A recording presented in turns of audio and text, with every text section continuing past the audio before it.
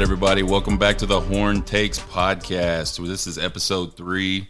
Oops, they did it again. Texas Longhorns go on the road to Oklahoma State, blow another lead. Another blown lead, another second half blown lead. Let's talk about it. So, Oklahoma State, Texas goes on the road, blows another second half lead. That is 10 losses for Steve Sarkisian now that he's been with the University of Texas. 7 of those losses, he's had a second half lead. Steve Sarkisian is 1-6 in road games with the University of Texas.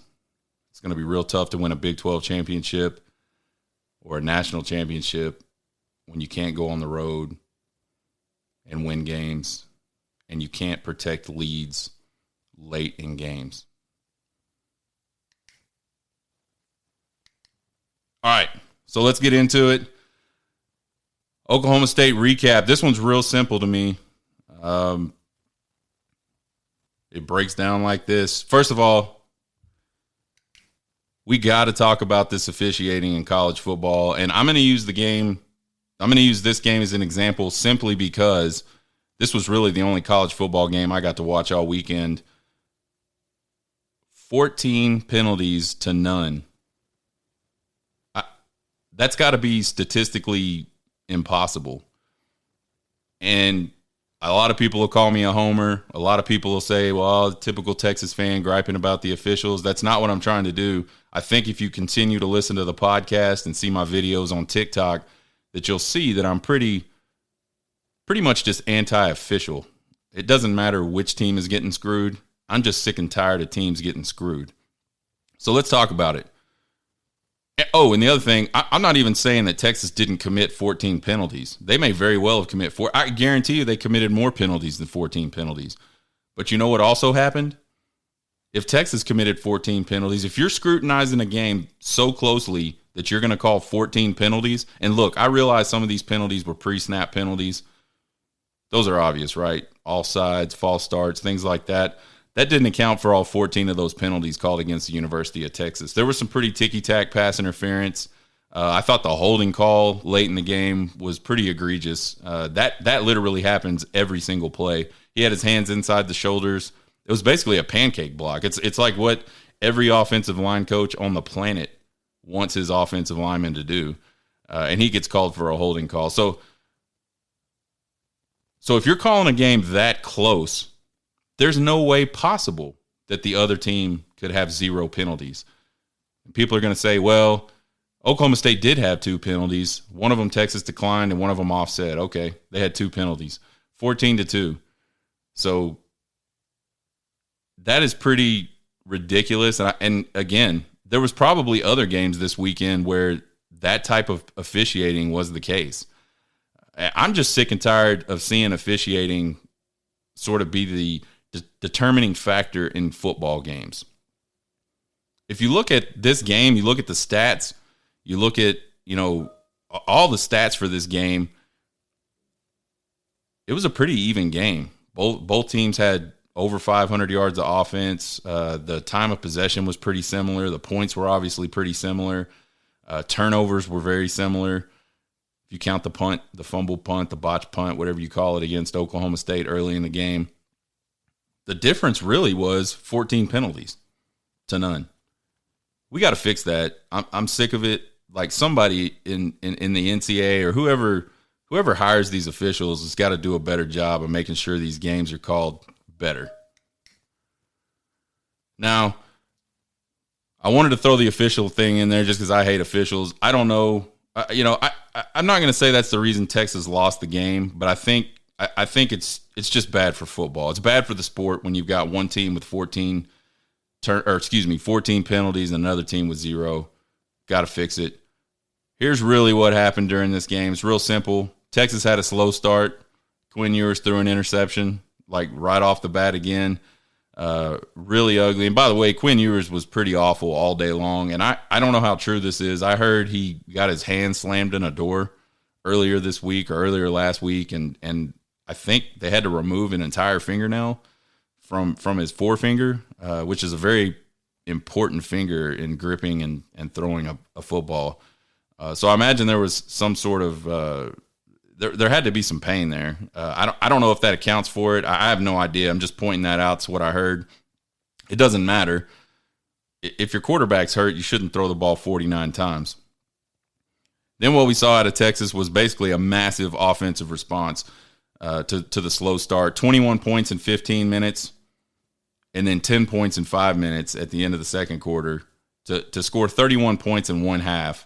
And they were looking good. At one point, they had a 31-17 point lead, and then that's when PK went into PK mode and said, "Let's basically just play prevent defense the entire third quarter." So we go to a 3-down lineman look. We go into balloon type coverage, and here's 2 drives that happened in the second quarter that got Oklahoma State back in this game. 8 plays, 75 yards. 2 minutes and 12 seconds. Touchdown. 3 plays, 85 yards, 1 minute and 2, touchdown. PK, stop with the balloon coverage and the 3-down lineman look. It does not work. It does not work. Stop doing it. For the love of God, stop doing it. So again, 2 drives there in the second quarter against a whole quarter of sort of this prevent defense that PK does. I don't know why he does it. 31-17 in the second quarter is not, hey, let's go into prevent mode, PK. It's not, hey, let's go into prevent mode, Steve Sarkisian. You guys got to do better.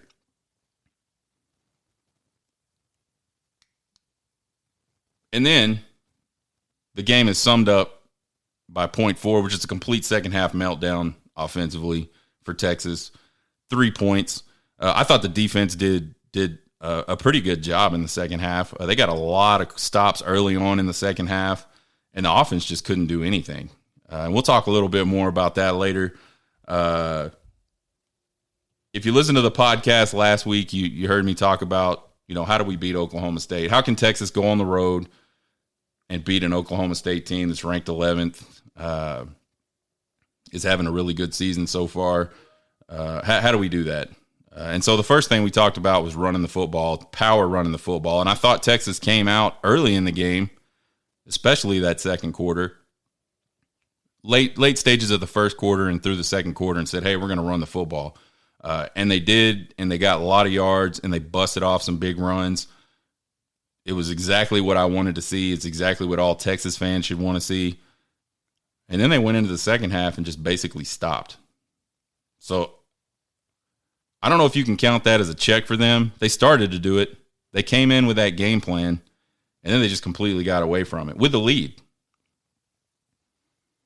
I said they got to find a way to get off the field on third down, and I think they did a pretty good job of that. I don't have the exact statistic in front of me, but Oklahoma State wasn't that great on third down. So I think the Texas defense improved there.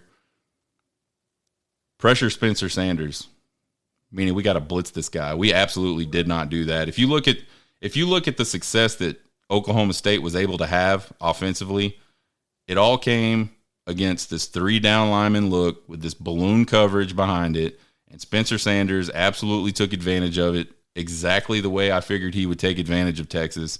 He was able to make some off-time runs. There was one particular play where it was third and relatively long. They set up a screen. The Texas defense responds to the screen beautifully. They're all in position to blow up a screen. Problem is nobody's in position to tackle Spencer Sanders when he realizes I can't throw that ball. I gotta figure something else out. I gotta make an offhand play, and he takes it up the middle for a first down. That was a huge play. He got some actual designed runs. He was able to get out of the pocket and make some space and pick up some yards. They did not do this one at all. So this is a huge X for sure. And then protect Quinn Ewers. And I thought they did an all right job of protecting Quinn. He got hit a couple times, but he certainly wasn't running for his life for the majority of the game. He just didn't make any plays. So he had time, and I think at times he looked a little antsy. Like he looked a lot like Card to me last year in some games where he was moving around in the pocket or trying to escape the pocket before he really even needed to do that. He still had time.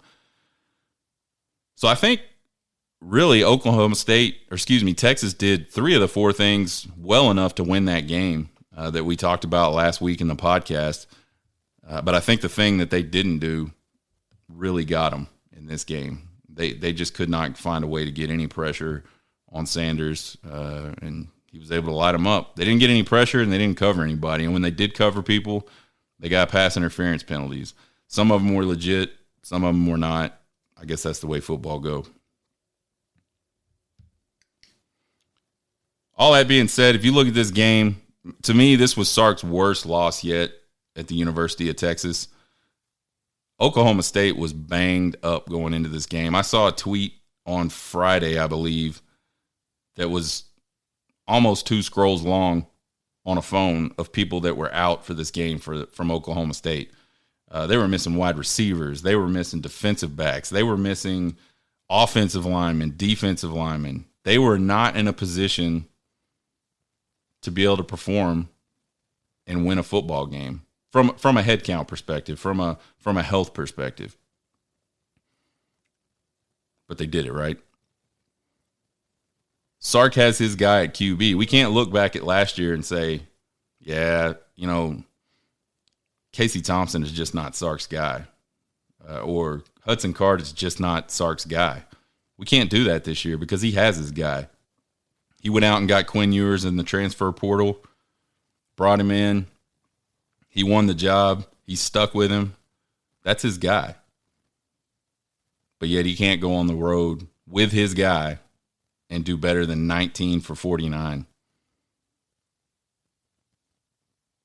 The other reason I think this is Sark's worst loss at Texas so far is if you win that game, you get the road game monkey off your back, which I feel like is important going forward for this team because 2 of their 4 games remaining are on the road. One of them is in Manhattan, Kansas. That's going to be tough. And then one of them is against the KU team. We don't know if the quarterback will be back, but that quarterback basically ripped you a new asshole last year. And so the thinking would be if you can't beat him at home, you probably can't go on the road and beat him either. Win that game, you're in good position to play for the Big 12 championship game. Now Texas needs to win out, and they need a lot of help to even get in the game. So that was a huge game from a Big 12 championship perspective, appearance perspective.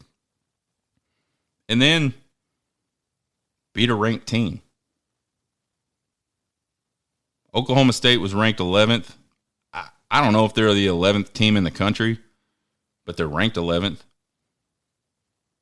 It's an opportunity to go on the road, beat a ranked team. And I think that's important. And I think this is a huge miss for Steve Sarkisian because this is recruiting momentum.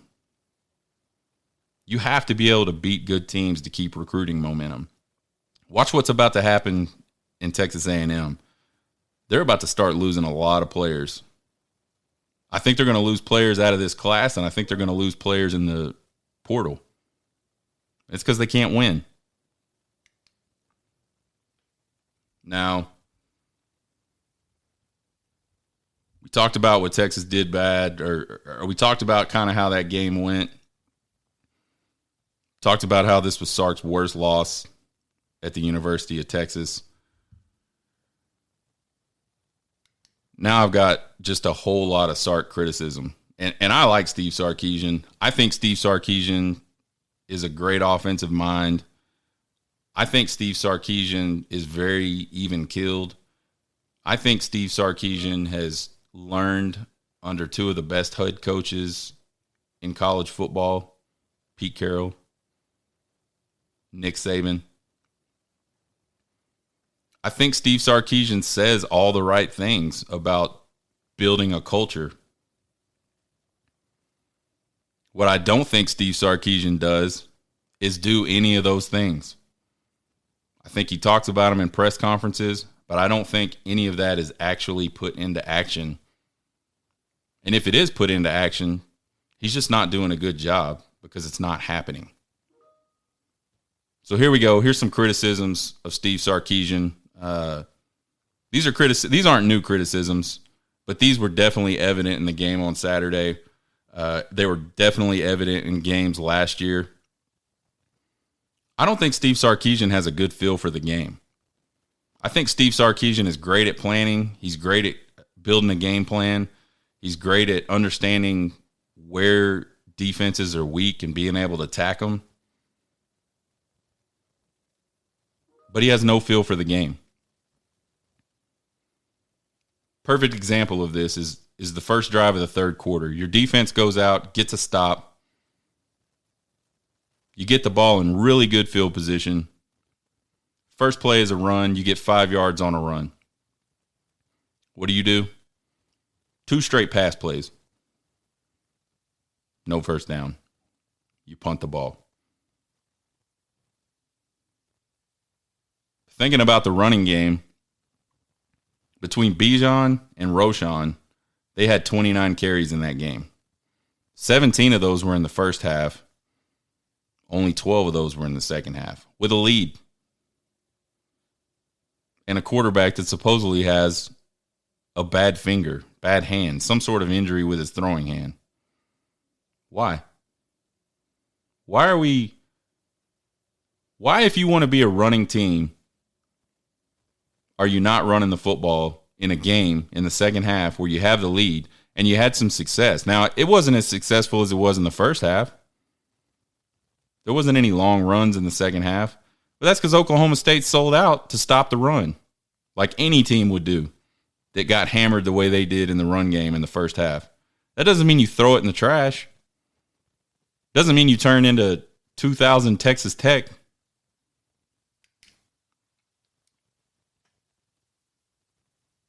Another thing that Steve Sarkisian did that just baffles my mind, third quarter, time's winding down.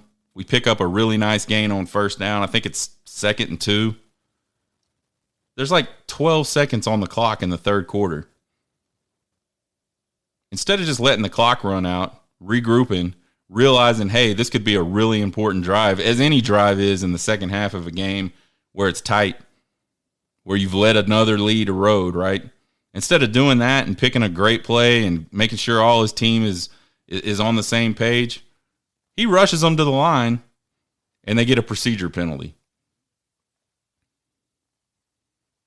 So 2nd and 2, actually, they don't get a procedure penalty. They run a stupid sideways play that gets nothing. So 2nd and 2 turns into 3rd and 8 for no reason. They punt the ball. Give the ball back. Here's another example and another Sark criticism, another example of no feel for the game. Why is your injured freshman quarterback throwing the football 49 times with that backfield? You got 2 NFL caliber running backs in your backfield that have already busted long runs for touchdowns in the game. Why are you throwing the ball that many times in the second half?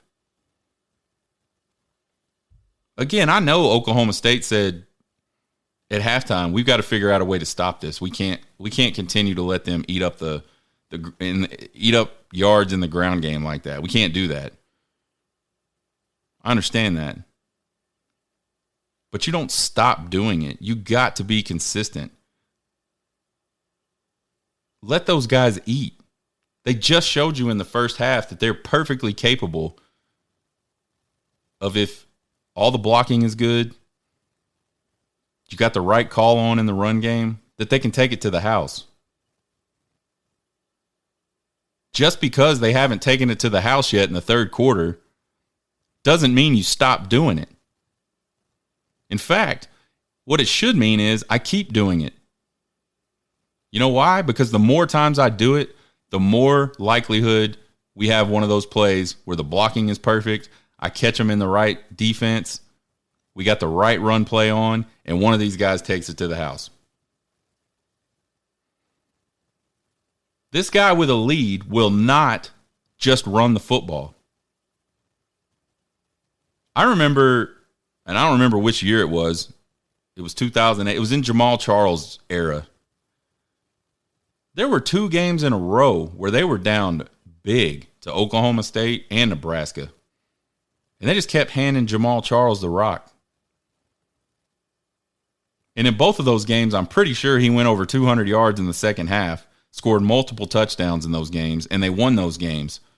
Because Mac Brown and whoever his offensive coordinator was at the time, probably Greg Davis, said, we've got one of the best running backs in the country. Let's just keep handing him the ball, and he'll do something for us. Not Steve Sarkisian. I've got to be Steve Sarkisian. I talked last week about Steve Sarkisian doing stuff just to do stuff. Things not making sense. That game on Saturday was a perfect example of just doing stuff to do stuff. There is no reason on the planet why they should have stopped running that ball. And some people say, well, they weren't getting as many yards in the second half running the football. If you take away the 2 long runs from Roschon and Bijan, just take them out of the picture, delete that run, pretend it never happened. Between them, they were averaging 4.4 yards per carry in that game. 4 times 3 is 12. You need 10 yards to get a first down. You can't tell me that if you keep handing them the pill, that they're not going to bust off some runs.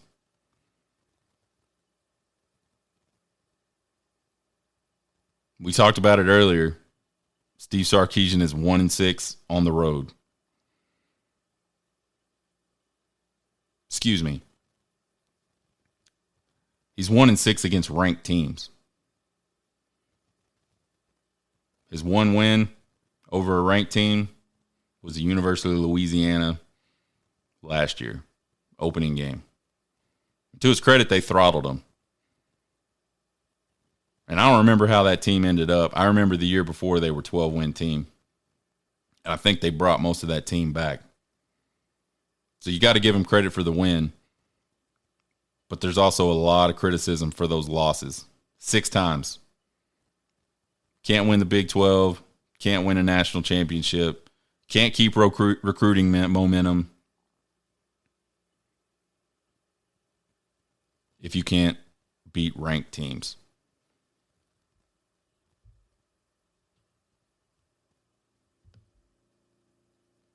So there it is. I thought I was going to be a little harder on him during this podcast. I really had an idea that, I was going to say a lot of things that I shouldn't say on a podcast. But I guess since it's been 2 days since the game, I've been able to settle down emotionally. And by the way, I chose Texas to lose that game. I picked Oklahoma State in that game. And I almost picked the score dead on. I said 38-31. Basically the same score happened, just a 3-point shift by both teams. So even knowing that it was going to happen that way, I was still frustrated with the way that game went. It's tough being a Texas fan right now, y'all. Really, really tough. All right, so how can Texas turn it around in the second half? They got 4 games left. 2 of those games are on the road. If they want to have any shot at the Big 12 championship game, they're going to have to win out. How do they do it? Well, this is what I think. This is how I think they do it. I think they got to keep it simple on offense. Steve Sarkisian talks all the time about how what they do in the passing game is complicated. And I think a lot of it is complicated, but I think there's also some very simple things they do that make big plays. And we saw them in the game against Oklahoma State. What happened to leaking Bijan out on the little wheel route into the flat? You scored a 41-yard touchdown pass on that play earlier in the game. What happened to it? Why does that have to go away? It's an easy throw. There's not a linebacker in the country that can cover Bijan Robinson running a wheel down the field. Why don't we see it again? Why do we have to go to the complicated offense? We saw a play early in the game where Keelan Robinson is lined out wide, motions in, motions back out. Ewers has to throw a 10-yard pass. They pick up 20-something yards on it. Where did that go? Where did anything similar to that go? If you look at a lot of first halves for Texas this year, there's been like these very specific designed running plays. Passing plays, where there's no other read. This is the pass play. This is who I'm going to. And they work. And I don't know why, but Steve Sarkisian, when something works, he doesn't want to do it anymore. Power running game. They've got to get back to the power running game. And they've got to stick with the power running game.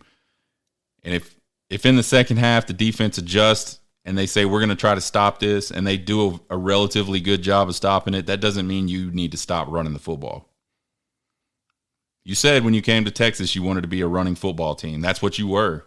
We're a running football team. And then we're going to set up the over-the-top pass. Well, that's not what you did on Saturday. Not at all. If you want to win 4 games, you're going to have to get back to that. The defense has to force more turnovers if Texas wants to turn this around and win the next 4 games. They had 2 dropped interceptions in that game, and there was at least 1 missed fumble recovery opportunity. There might have been 2. I didn't get a chance to rewatch this game before making this podcast, but I know there was 1 for sure where there was just nobody around. The ball's bouncing around on the field.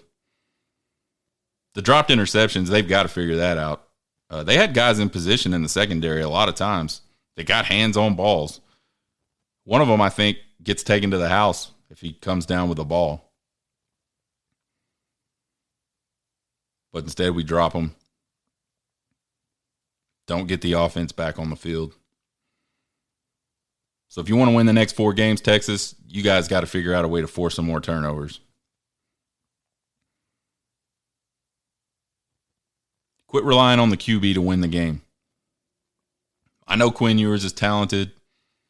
I know Quinn Ewers had probably, this is going to sound like super hyperbole, and I think it's probably coming from the fact that I've been watching pretty mediocre quarterback play at Texas for a while.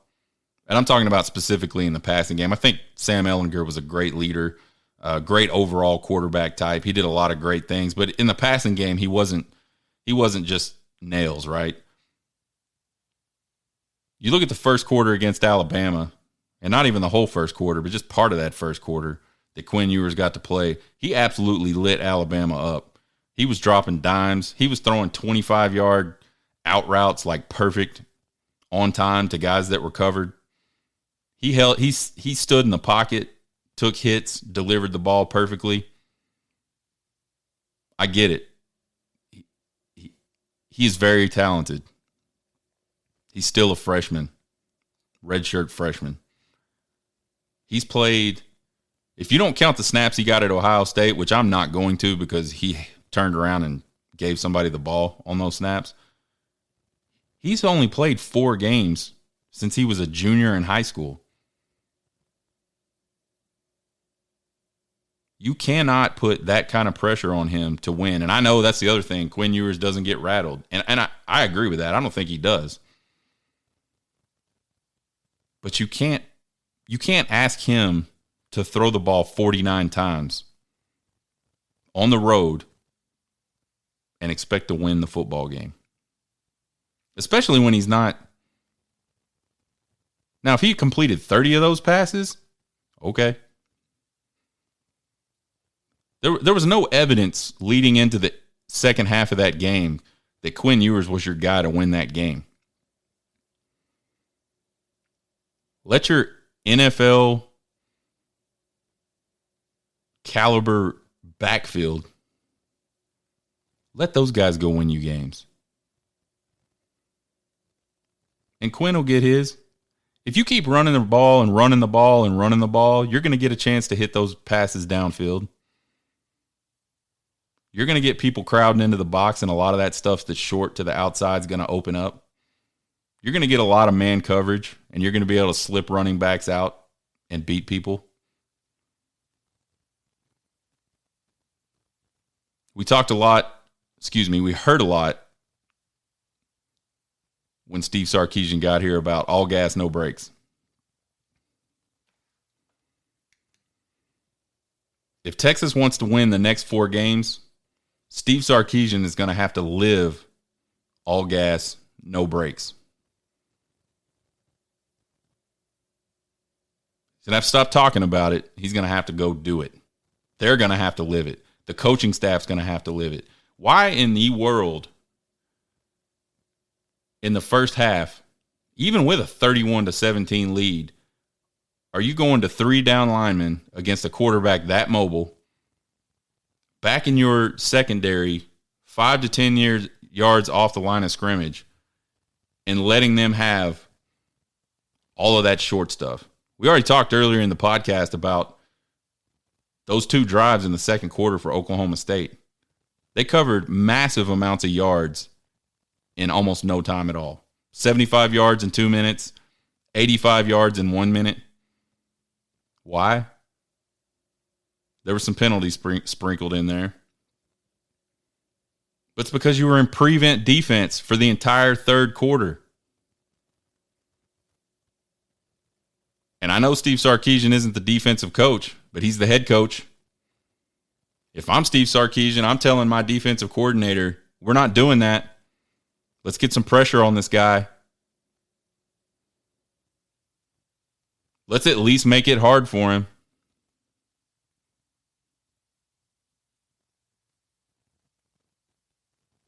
All gas, no brakes, Sark. If you want to win the next 4 games, you got to live all gas, no brakes. And then the last thing Texas is going to have to do if they want to turn this thing around is they got to figure out a way to win on the road. I said earlier they got 2 of their remaining 4 on the road. Manhattan, Kansas is not an easy place to play. Kansas State is good. We get a bye week to get healthy. We get a bye week to game plan. I think those are positive things. But Kansas State is the type of team that all they do is just show up with a chip on their shoulder. They show up with a good game plan. They show up ready to play. And they make plays. Sark's got to figure out a way to take his team on the road and be better than they've been on the road, which is bad. 1 win on the road since Sark's been at the University of Texas.